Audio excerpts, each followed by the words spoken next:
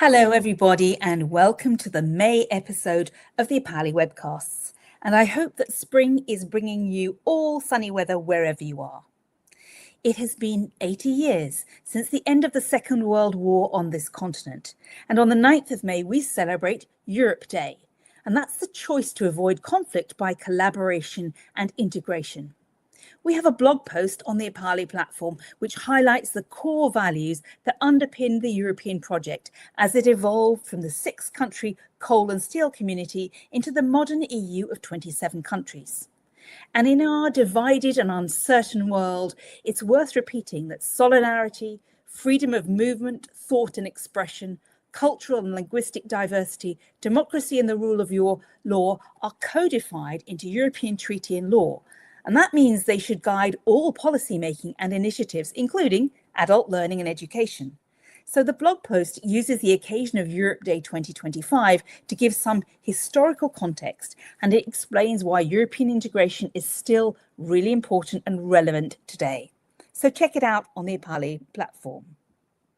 Now, if you're curious about generative AI and how it could be used or applied in adult education, we've got great news for you because there's a new MOOC with 7 4-hour modules that will take you through what generative AI is, how to apply it for resources, teaching and assessment.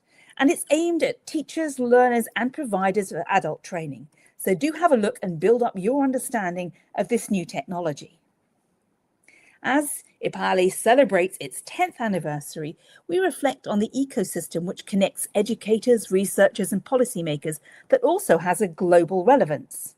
We've got a blog post by the EBSN network, which examines the way that adult learning is being implemented in the United States, and particularly services to learn basic skills that are comparable to Europe's non-formal education participants. And this blog post looks to analyse the similarities and the differences between the US and European approaches. And that gives us a sense of the key opportunities for collaboration to strengthen adult learning services. So find out more on that blog post on EPALE.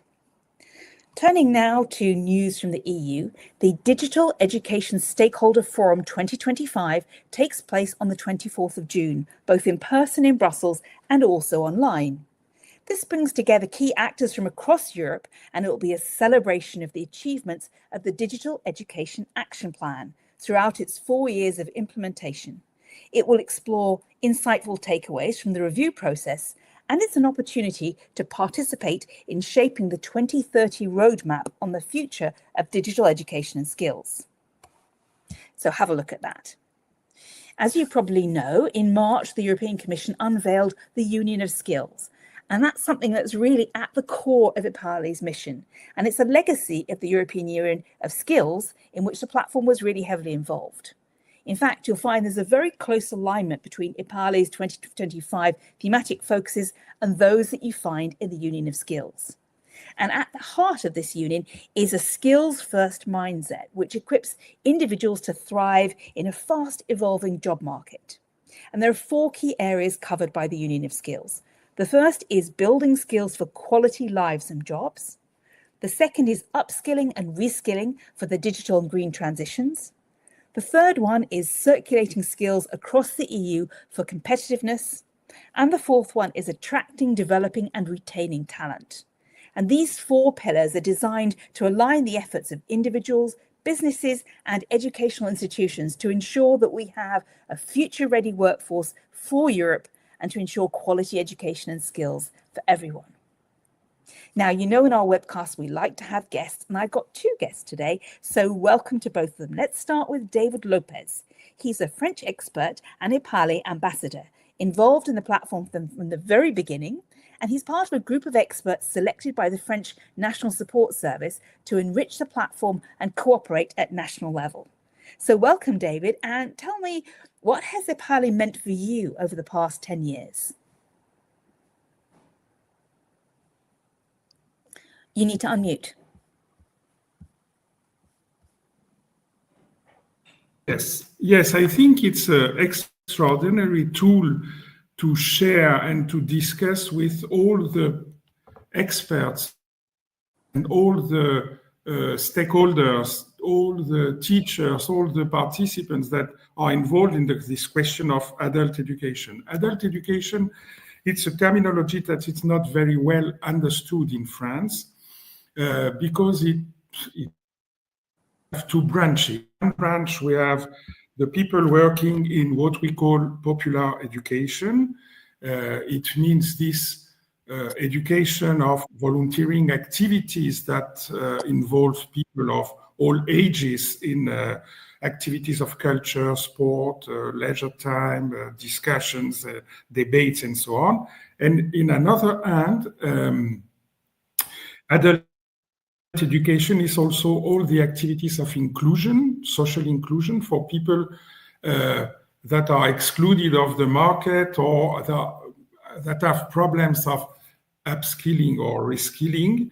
And then this is the second branch. And since the 10 last years, we have tried really to link the questions transversals like digital transition, environmental transition, project pedagogy, social inclusion.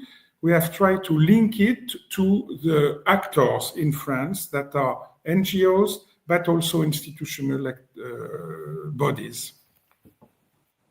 Great, thank you. That's really interesting how there are these two elements in France. You've got the community building, which is the volunteering. It's the social glue that holds everything together. And you've got the other area, which is the integration, pulling people in who are marginalized and giving them access to that vibrant community that's being built. So maybe you can tell us a little bit more about France, about its geography and its demography, and tell us how adult learning, tell us about the adult learning scene in France. Well, we have differences in France between the big cities, and in particular 3 or 4 big cities that are Paris, Lyon, Marseille, Lille, and all the rural or neo-rural places, because the resources are not the same, and it's more difficult in these rural or neo-rural places to organize adult learning, because we need resources, and of course, institutional bodies like municipalities or departments can help, but we have also the necessity to have organizations involving the territory. And there is a kind of non-balanced situation for this adult learning that we need to balance a new time. Yeah. Thank you. And again, I think that's probably a challenge that, many other European countries would recognize, which is, how do you create balance between the cities that are often growing, where there's jobs and attract young people, and how do you keep rural areas alive where there's services and there's opportunities and there's a community spirit that can be maintained. So I'm sure many other countries would be interested in sharing that experience. And that's a perfect opportunity for me to introduce our second guest. That's Daniela Ermini. She works at Indiri, which is the EPALE National Support Service for Italy. And the Italian team is particularly active, and we've got this really dynamic national community. So I understand you, for the 10th birthday of EPALE, you had a big celebration night right in the middle of the historic city centre of Florence. Welcome, Daniela. Tell us a little bit about that and what EPALE has meant for you over the past 10 years. We did. We just celebrated the 10th anniversary of EPALE. We are lucky because in Florence, where we are based, we have this very important event that is called the Festival of Europe. And the Erasmus Plus National Agency is always at the heart of this event. And we had these very nice celebrations with some of our ambassadors and stakeholders.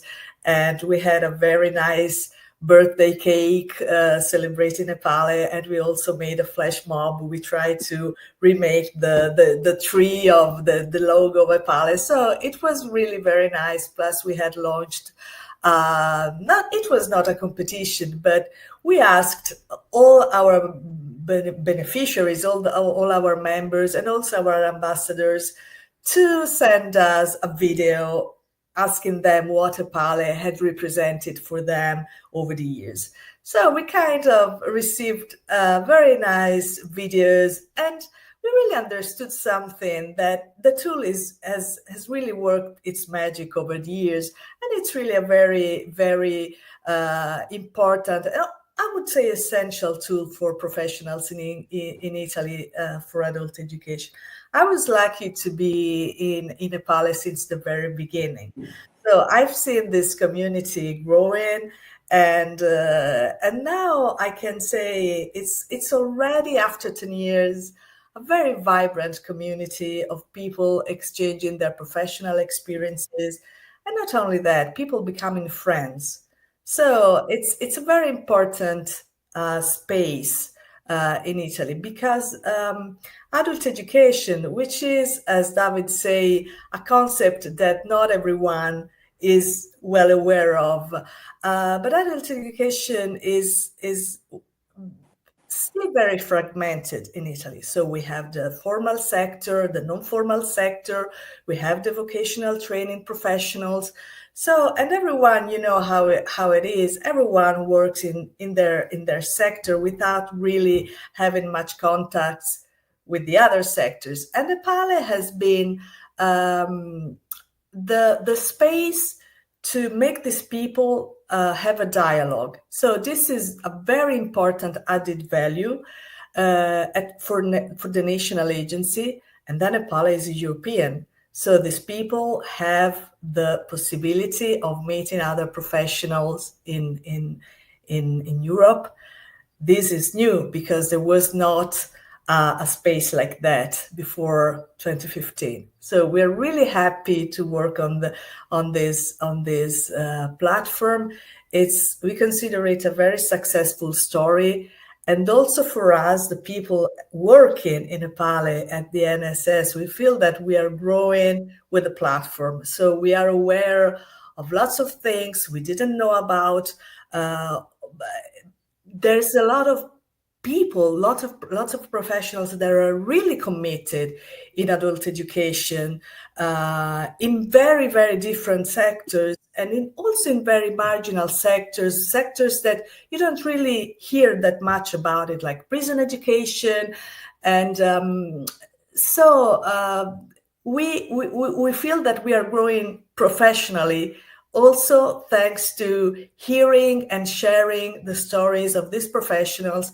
And it's really our mission to promote them and have the largest number of people possible aware of all these treasures that we have in our country.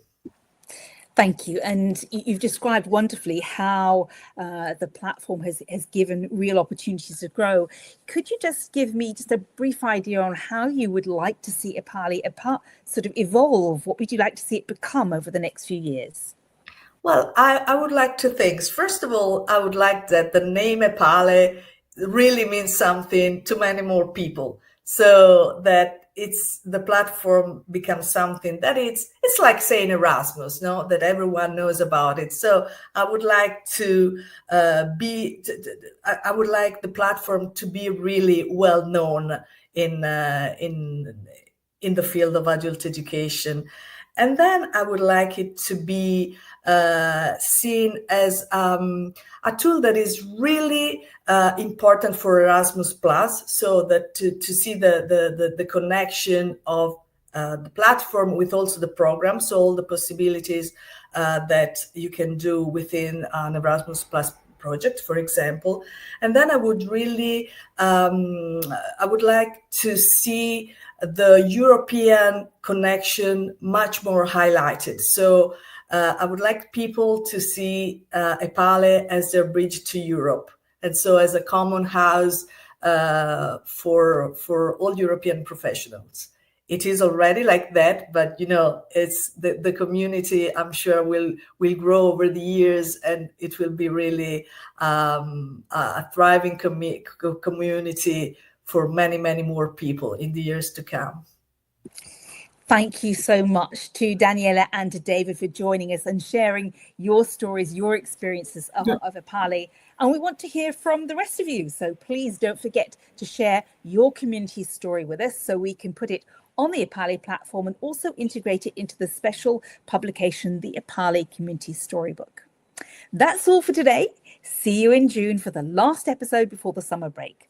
Goodbye.